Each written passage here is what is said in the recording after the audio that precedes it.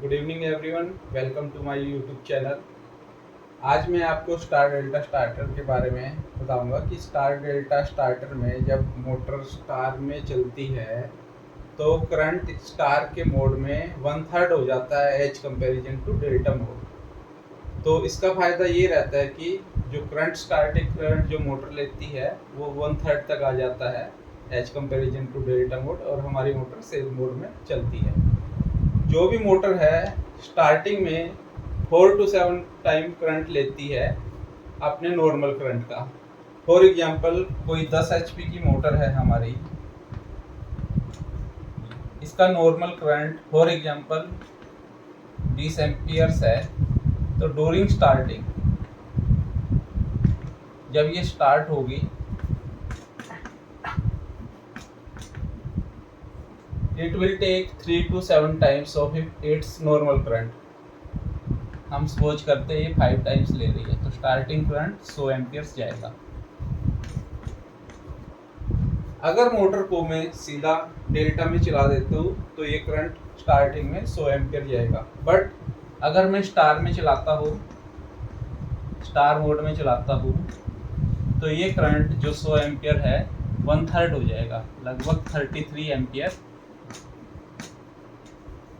के आसपास आ जाएगा। इट मीन्स कि जो करंट 100 एम्पियर जा रहा था वो करंट की वैल्यू 33 एम्पियर मोटर को मिलेगी और हमारी मोटर तो सेफ मोड में रहेगी। अब मैं आपको बताता हूँ कि स्टार और डेल्टा में वाइंडिंग की जो मोटर की वाइंडिंग होती है उसको कैसे कनेक्ट करते हैं। एक मोटर में 3 वाइंडिंग होती है, 3 फेस मोटर में। ये सपोज करो स्टार्टिंग है एक वाइंडिंग का A1 और ये इसका एंड पॉइंट हुआ A2। क्योंकि किसी भी मोटर में जब वाइंडिंग करते हैं एक सिरे से स्टार्ट करते हैं जिसको मैंने A1 लिखा है और दूसरे सिरे से उसको ख़त्म कर देते हैं, टर्मिनेट करते हैं। ऐसी ही दूसरी वाइंडिंग है जिसको मैं नाम दे दिया B1 और इसका ये एंड टर्मिनल B2। और ये तीसरी वाइंडिंग C1 C2। स्टार में हमेशा इनका एंड पॉइंट जो होता है, जैसे A1 B1 C1, ये हुआ स्टार्ट पॉइंट जहाँ से वाइंडिंग स्टार्ट होती है, और ये होता है A2 B2 C2 and point. जब भी मेरे को स्टार मोड में मोटर की वाइंडिंग को कनेक्ट करना होता है तो इनका जो एंड टर्मिनल है A1 B1 C1 A2 B2 C2, इस तीनों को सॉर्ट करना होता है। इसको इस तरीके से भी बना सकते हैं A1 A2 B1 B2 C1 C2। तो ये तीनों पॉइंट सॉर्ट हो जाते हैं और जहाँ पर ये सॉर्ट होते हैं यहाँ पर निकलता है न्यूट्रल पॉइंट। इस पॉइंट को न्यूट्रल पॉइंट बोलते हैं। स्टार मोड में ये हमारी R फेस की वाइंडिंग है, ये Y फेस की है और ये V फेस की है, तो इसको बोलते हैं फेस वाइंडिंग। और इसके प्रोपोर्शनल जो वोल्टेज होती है उसको बोलेंगे फेस वोल्टेज, मतलब फेस और न्यूट्रल के बीच में, फेस और न्यूट्रल के बीच में जो वोल्टेज होती है उसको बोलेंगे फेस वोल्टेज। दो फेस के बीच में, जैसे मैंने ये RYB फेस लिया, R और B के बीच में जो वोल्टेज होगी ये फेस टू फेस वोल्टेज, या इसको बोलेंगे लाइन टू लाइन वोल्टेज। तो दो वोल्टेज मैंने यहाँ आप लोगों को बताई। एक होती है फेस वोल्टेज जो तीनों फेस के अगेंस्ट में हम मेजर करेंगे। जैसे R फेस है तो इसमें और न्यूट्रल के बीच में जो रहेगी उसको फेस वोल्टेज बोलेंगे। ऐसे ही Y फेस और न्यूट्रल के बीच में जो वोल्टेज रहती है उसको Y फेस की फेस वोल्टेज बोलेंगे।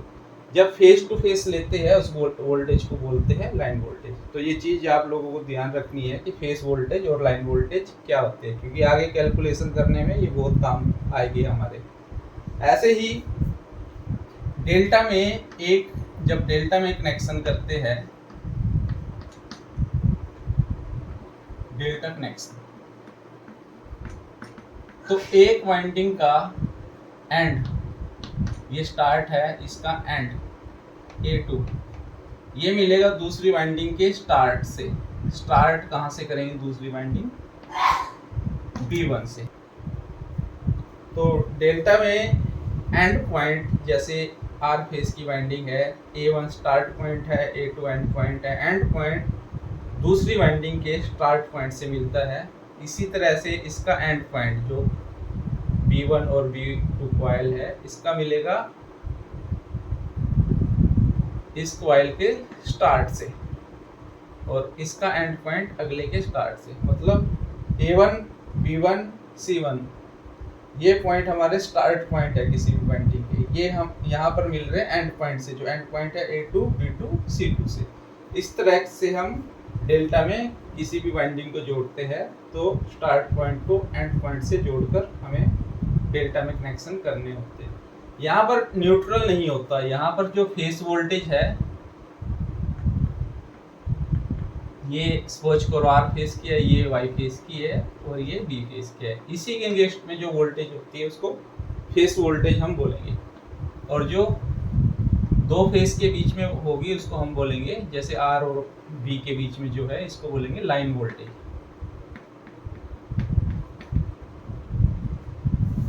डेल्टा में जो फेस वोल्टेज होती है,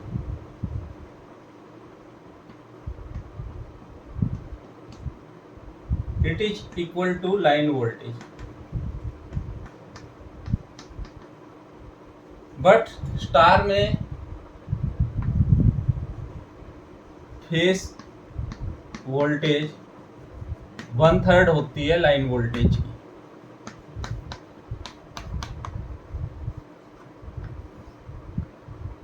√3 होती है लाइन वोल्टेज की। ऐसे ही डेल्टा में जो फेस करंट होता है, it is equal to line current divided by √3। But star में line current equal to phase current. तो इन चीज़ों को आप लोगों को ध्यान रखना है कि डेल्टा में phase voltage equal to line voltage, but star में फेस वोल्टेज निकालने के लिए लाइन वोल्टेज को √3 से डिवाइड करना होता है। ऐसे ही डेल्टा में जो फेस करंट होता है, लाइन करंट को √3 से डिवाइड करके निकालना होता है, बट स्टार में लाइन करंट फेस करंट के इक्वल रहता है। इट मीन्स इसमें अपोजिट रहता है, यहाँ पर phase voltage equal to line voltage, वहाँ पर line current equal to phase current. यहाँ पर phase current equal to line current divided by √3, उधर phase voltage equal to line voltage divided by √3। Star में ये phase voltage suppose it is 240 volt, 240 volt. Then line voltage जो हमारी face to face voltage होती है, दो face के बीच में हम मेजर करते हैं, it will be √3 240, that will be 415 volt. तो यहाँ पर जो हमारी लाइन वोल्टेज रहेगी वो फेस वोल्टेज की √3 रहेगी मल्टीप्लिकेशन में, और यहाँ पर phase voltage phase to phase जो हम लेंगे आर फेस और वाई फेस के बीच में, ये भी 415 वोल्ट है, लाइन वोल्टेज भी 415 वोल्ट है, और फेस वोल्टेज भी 415 वोल्ट है। तब हम कैलकुलेशन करेंगे कि कैसे जो करंट है स्टार में वो 1/3 हो जाता है डेल्टा का। तो जैसा कि हमने यहाँ पर बताया कि स्टार में line voltage equal to √3 phase voltage, and line current equal to phase current. Delta में जो होता है line voltage equal to phase voltage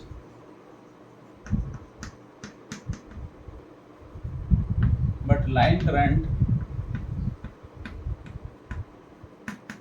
equal to √3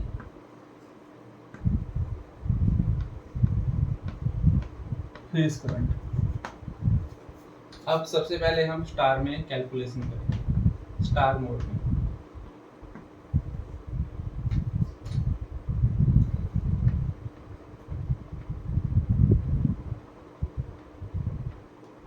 अगर फेज करंट मेरे को स्टार में निकालना है, फेज करंट स्टार में, तो वोल्टेज को, जो फेज की वोल्टेज है, फेज की वोल्टेज 240 वोल्ट है, इसको डिवाइड करूँगा रेजिस्टेंस, क्योंकि मोटर के केस में हम रेजिस्टेंस ना लेके इम्पीडेंस लेते हैं, क्योंकि इसमें इम्पीडेंस रहता है, उसका कुछ इंडक्टेंस रहता है, तो यहाँ पर हम लेंगे इम्पीडेंस।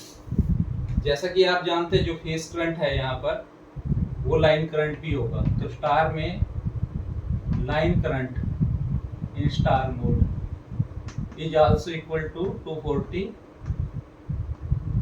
तो यहाँ पर लाइन करंट जो आया मेरा 240 डिवाइडेड बाई जेड, इम्पीडेंस या रेजिस्टेंस जो मोटर का लेते हैं। अब डेल्टा मोड में जो फेज करंट होता है इन डेल्टा मोड,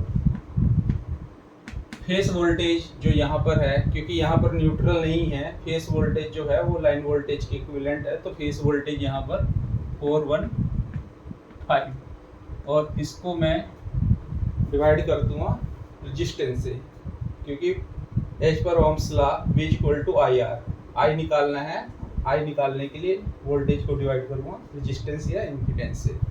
अब यहाँ पर मेरे को लाइन करंट निकालना है डेल्टा में।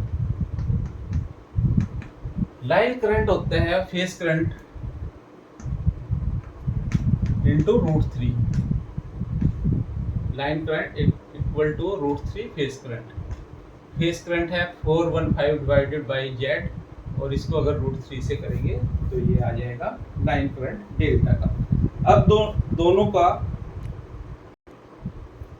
दोनों को मैं डिवाइड करता हूँ लाइन करंट स्टार का और लाइन करंट डेल्टा का। लाइन करंट स्टार का जो है 240 बाई जेड, और लाइन करंट डेल्टा का है 415 √3। अब इसको सिंप्लीफाइड करेंगे तो ये हमारा आएगा 240 जेड इंटू जेड 415 इंटू √3।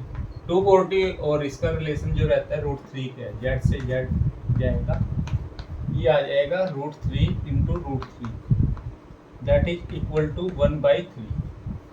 तो जैसा कि हमने लाइन करंट स्टार में और लाइन करंट डेल्टा में ये जो वैल्यू आई 1/3 जो कैलकुलेशन करके यहाँ पर आई थी, तो line current in star equal to line current in delta divided by 3।